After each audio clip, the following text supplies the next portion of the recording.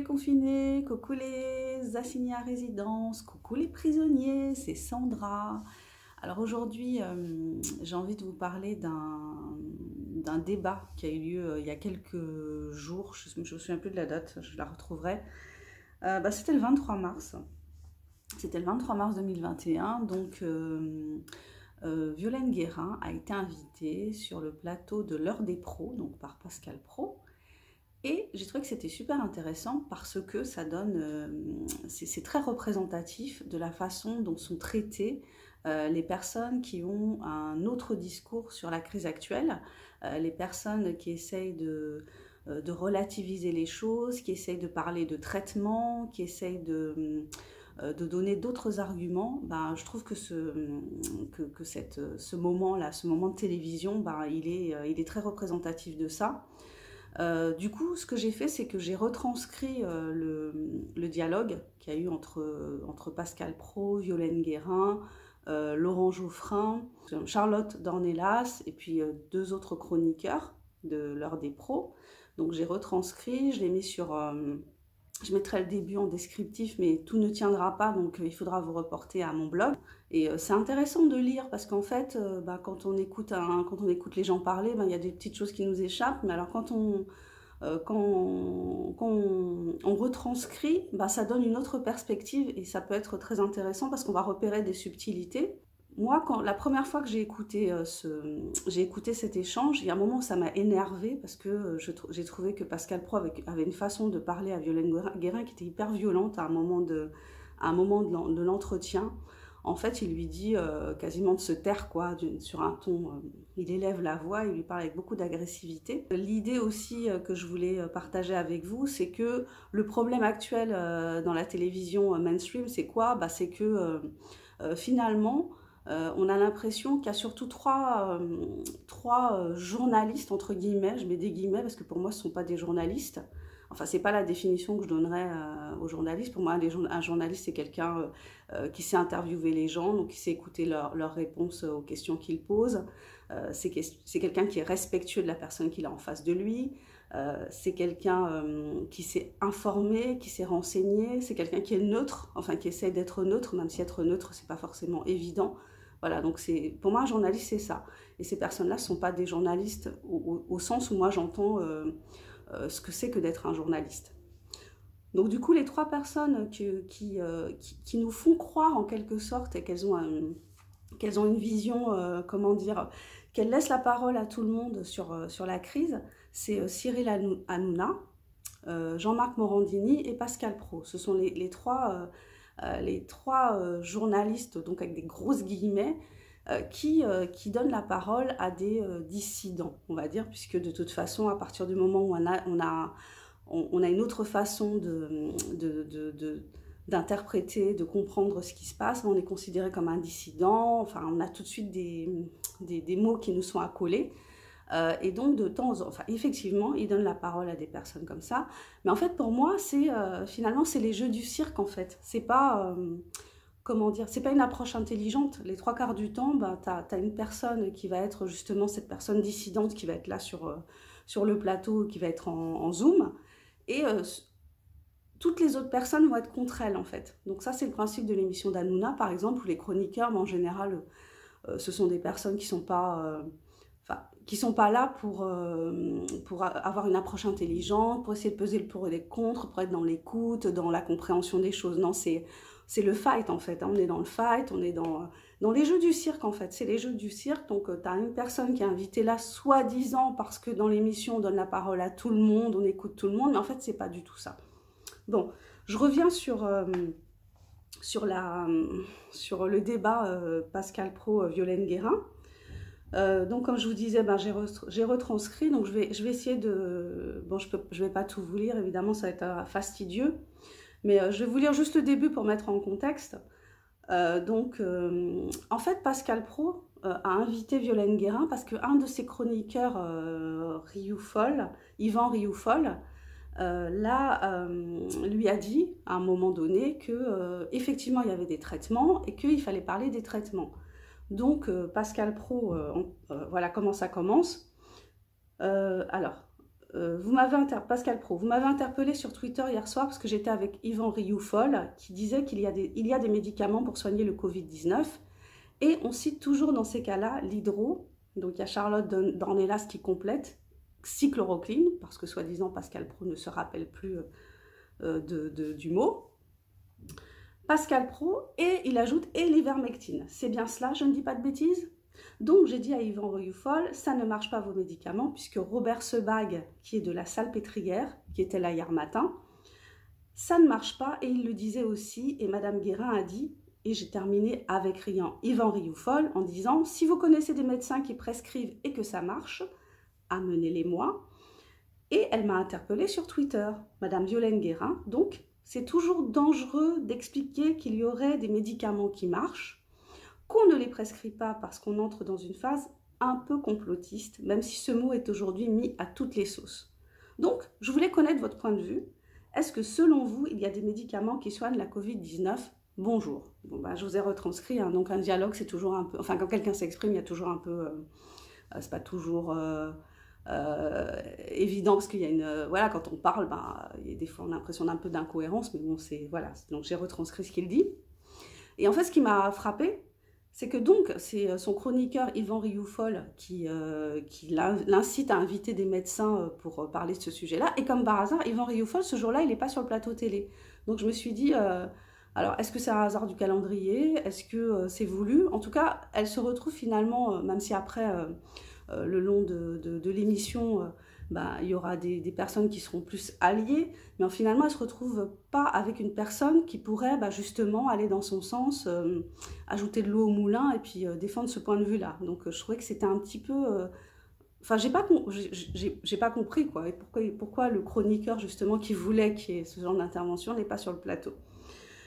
Donc, alors, Madame Guérin, ce qu'elle répond... hein, bonjour et merci de me donner la parole. Je précise que je n'ai pas de conflit d'intérêt. Alors ça, c'est super parce que, je vais vous dire, les seuls médecins qui spontanément parlent de leur conflit d'intérêt, de l'absence de leur conflit d'intérêt sur les plateaux télé, sont les médecins qui sont qualifiés de complotistes.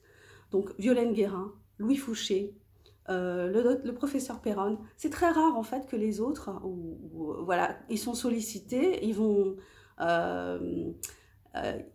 se moquer. Donc il faut savoir que la loi oblige normalement toute personne du corps médical qui passe à la télé à déclarer ses conflits d'intérêts. Et les journalistes devraient demander ça, mais les journalistes ne le font pas et les médecins de plateau télé ne le font pas. Les médecins de plateau télé, ce sont les médecins qui passent régulièrement sur les plateaux. On se demande pourquoi ils sont sur les plateaux au lieu d'être au boulot, puisqu'apparemment on est débordé par le Covid.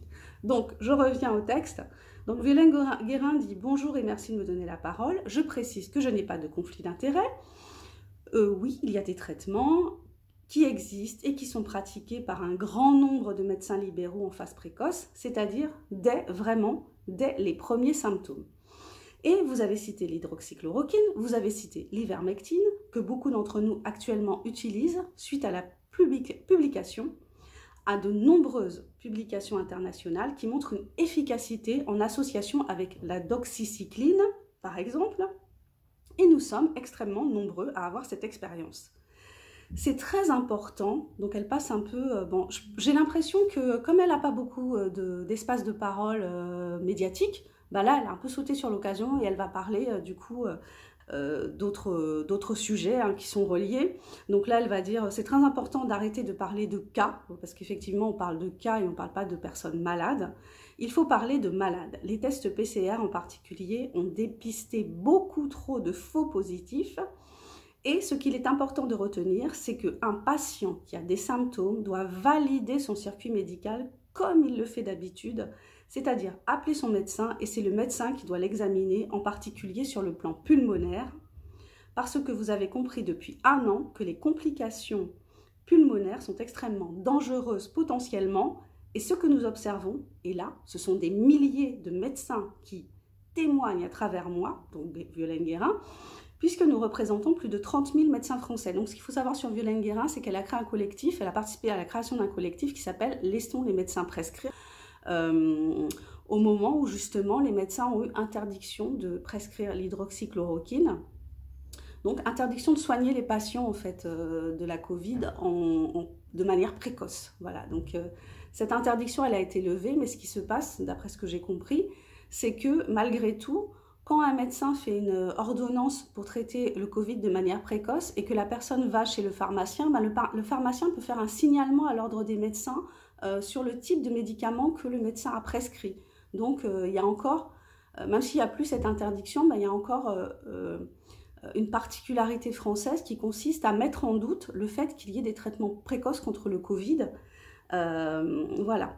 Donc je reprends, je cite de nouveau, « Eh bien, quand on traite tôt avec des molécules dont on a l'habitude, par exemple l'azithromycine dont vous n'avez pas cité le nom, qui est un antibiotique, qu'on utilise sur toutes les complications respiratoires et qui fonctionne extrêmement bien, eh bien, les médecins qui utilisent ces traitements n'ont pas globalement de patients qui sont passés en réanimation. » Donc ce qu'elle dit, c'est hyper important, c'est capital même par rapport à la situation actuelle, et on se demande pourquoi on n'écoute toujours pas les médecins qui parlent de traitement précoce, qui parlent justement du fait que faire ça, ça préviendrait l'arrivée des gens en réanimation.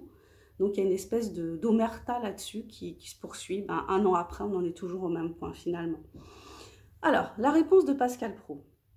Oui, mais c'est ça qui m'ennuie un peu dans ce que vous dites. Parce qu'en fait, tu t'aperçois que pour tout le monde, ça passe assez facilement. C'est grave ce qu'il dit, hein. Ça passe assez facilement, en tout cas pour une immense majorité. Donc, vous ne saurez jamais si ces patients à qui vous avez donné les médicaments que vous avez donnés, si vous ne leur aviez rien donné, peut-être que ça aurait donné la même chose. C'est ça la faiblesse de votre argumentation. Moi, ce qui m'intéresse, est-ce qu'il y a des traitements? Vous vous rendez compte de ce qu'il dit? En fait, il est en train de dire que ce dont elle parle là, en disant qu'il y a des traitements et que le fait de donner des traitements précoces fait que les gens ne sont pas passés en réanimation, son argument c'est de dire, mais comment, étant donné que le Covid c'est une maladie effectivement dont la majorité des gens qui l'attrapent guérissent spontanément, son argument c'est de dire, de toute façon, si vous ne les aviez pas soignés, ils auraient guéri aussi spontanément. Donc c'est un argument, c'est un peu hallucinant comme argument quand même, hein.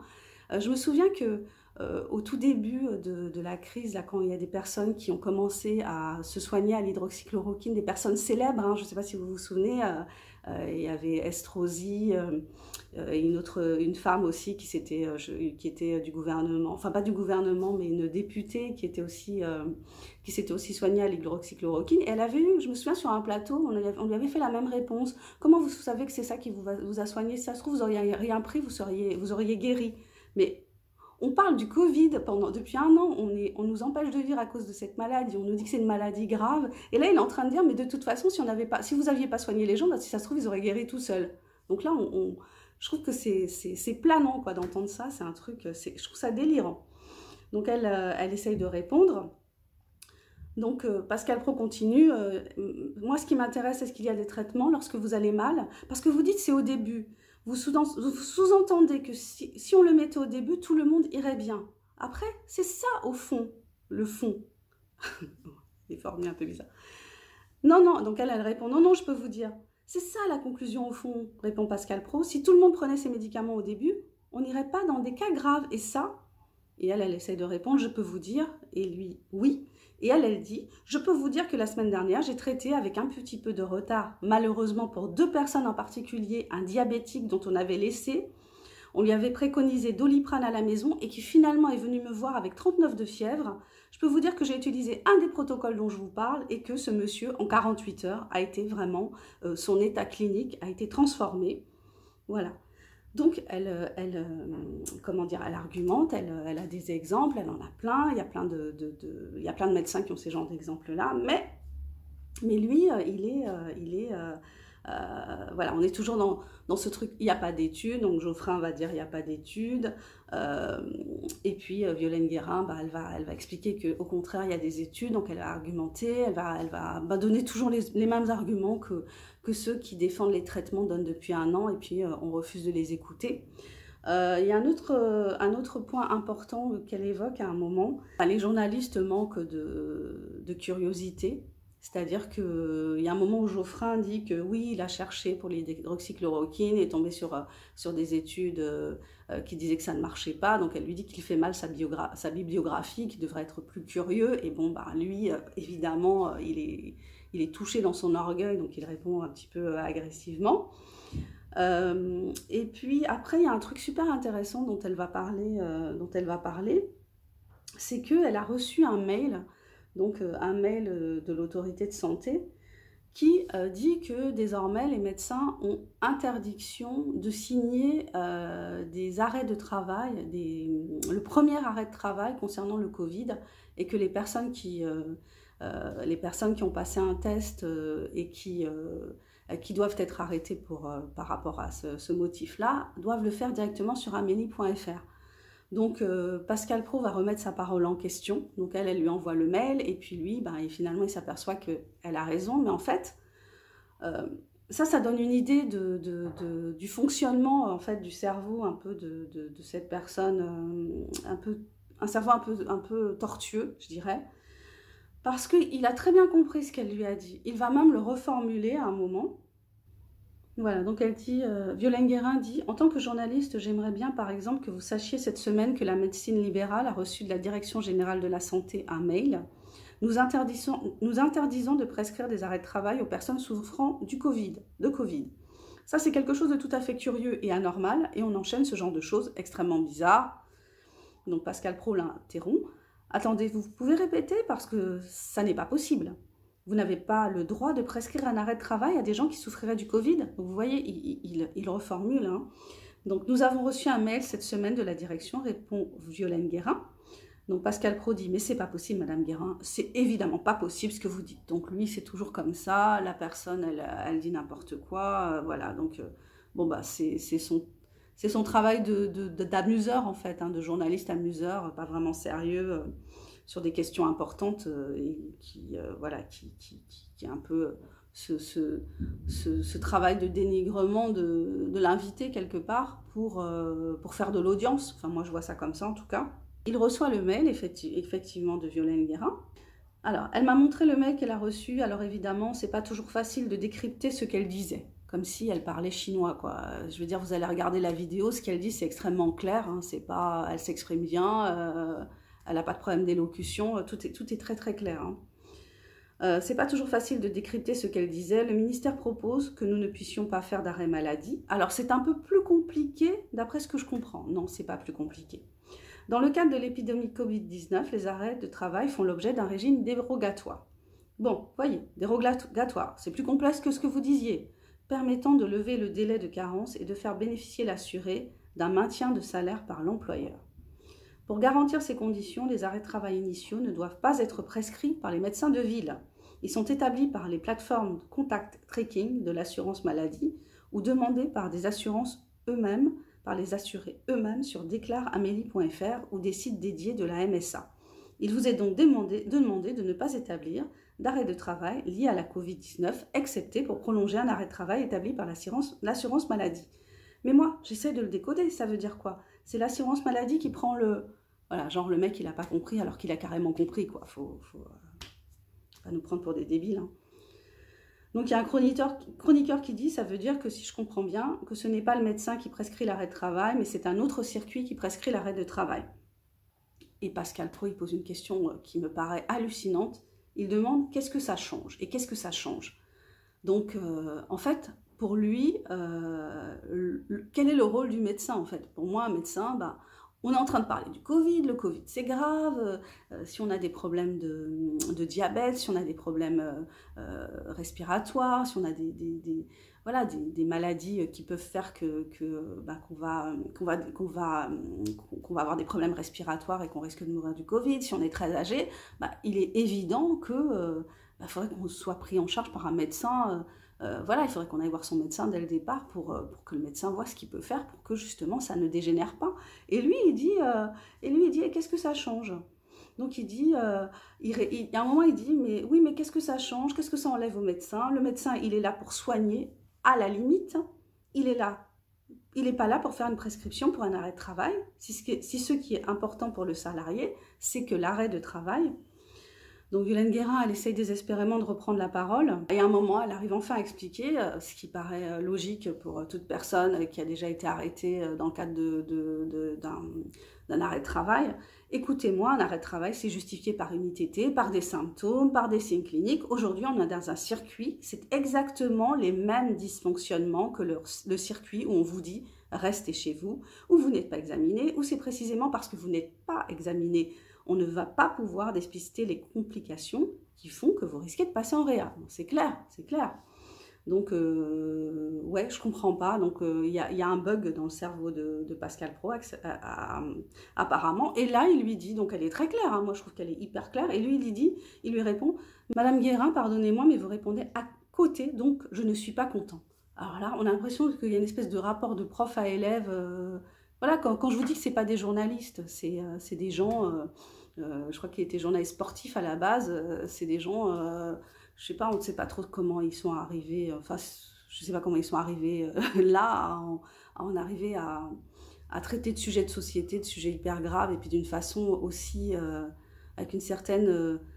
Je sais pas si c'est de la légèreté en fait. C'est même pas de la légèreté. Je trouve pas le mot, mais bon. Voilà, donc il dit, vous répondez à côté. Enfin bon, il est complètement. Enfin, c'est surtout lui qui est à côté en fait. Hein. Donc il y a Charlotte Dornelas qui à un moment va récupérer, va aller dans le sens de Violaine Guérin. Juste après, justement, que Pascal Praud a interrompu Violaine Guérin d'une manière assez agressive. Comme je vous disais, il y a un moment, il lui crie dessus « Attendez, Madame Guérin, s'il vous plaît, donc fermez-la ». Et il y a Charlotte Dornelas qui dit ce qu'elle est en train de nous expliquer, c'est qu'en effet, aujourd'hui, puisqu'on n'envoie pas les gens chez leur médecin, puisqu'on leur dit prenez du Doliprane chez vous en attendant, et donc la première partie de l'argumentation, c'est de dire les médecins sont privés de ce lien-là avec le malade, qui pourrait parfois permettre de prendre la maladie plus tôt, et la deuxième partie, c'est qu'on peut nous-mêmes nous faire un arrêt de travail. Ça veut dire que les médecins servent à quoi dans cette histoire? Voilà, bon, ce que j'ai trouvé un peu dommage dans son intervention, c'est qu'elle ne s'adresse pas à Madame Guérin, quoi. Elle dit ce qu'elle est en train de nous expliquer. Bon, je trouvais que c'était pas super irrespectueux, mais bon, c'est pas... Voilà, c'est comme ça. Voilà, donc Pascal Praud, il reste sur sa position.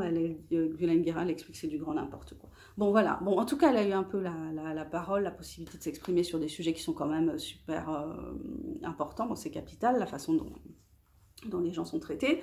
Et puis, je vous renvoie aussi à ma dernière vidéo sur le protocole d'isolement d'Amélie, hein, qui met ça en exergue aussi. Hein, le fait que le médecin traitant, il fait pas partie de l'équation. Tu fais tout en virtuel en fait. Hein.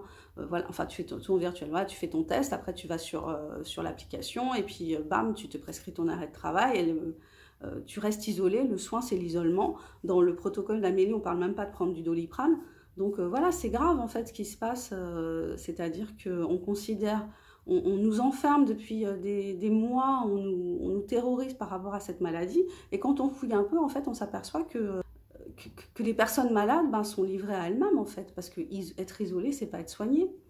Voilà, bon c'était ça que je voulais partager avec vous, mon ressenti sur l'heure des pros avec Violaine Guérin qui a été invitée, et aussi que ça fait écho, la façon dont elle a été traitée sur le plateau, ça fait écho à la façon dont sont traitées toutes les personnes qui essayent d'avoir un autre discours sur la crise actuelle, la façon dont ils sont traités par les médias, c'est-à-dire de manière irrespectueuse, de manière agressive, qui n'ont pas d'espace pour s'exprimer, ou très peu, ou un espace qui est limité, que souvent ils sont seuls, seuls contre tous en général, quoi. Il n'y a pas d'égalité dans le débat, où il pourrait y avoir un dialogue qui rebondit, voilà, entre diverses personnes. Il y en a une qui pense ça, une autre qui pense la même chose, mais avec d'autres arguments, et puis en face, quelqu'un qui pense différemment, et encore quelqu'un qui pense... Vous voyez, vraiment un dialogue, un truc sain, parce que là, on est dans quelque chose que je trouve très malsain, en fait. Bon, je vais m'arrêter là. Je vous souhaite une bonne journée ou une bonne soirée selon l'heure à laquelle vous regarderez cette vidéo. Je vous souhaite du courage, tenez bon, les choses elles sont en train de bouger en ce moment, il y a beaucoup de... je trouve qu'il y a beaucoup d'éléments positifs là en ce moment, même si on a parfois l'impression que la sensation d'être dans un régime dictatorial s'accentue, mais en même temps il y a beaucoup de choses qui émergent, hein, et on sent que les politiques, en tout cas certains comme Monsieur Véran, sont pris entre ce qu'ils sont censés faire, c'est-à-dire faire la promotion de certaines substances, et en même temps une conscience du risque que c'est pour les gens de se voir inoculer ces substances. Donc c'est un petit peu, on sent bien la complexité là qui s'accentue. Je vous embrasse, je vous dis à bientôt pour la prochaine vidéo, et puis voilà, ciao ciao.